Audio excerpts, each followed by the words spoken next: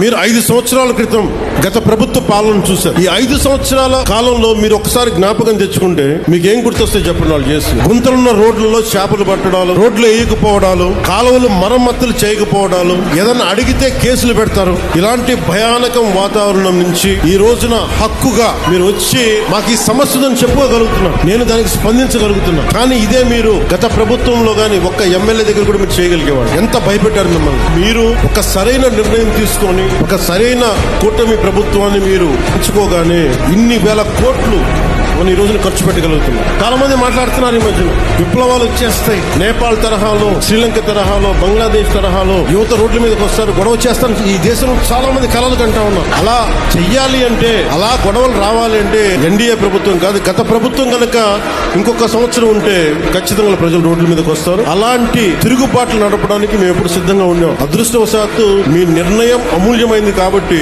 గొడవలు లేకుండా ఒక్క ఓటు అనే ఒక ఆయుధంతో మొత్తం ప్రభుత్వాన్ని మార్చేశారు మీరు.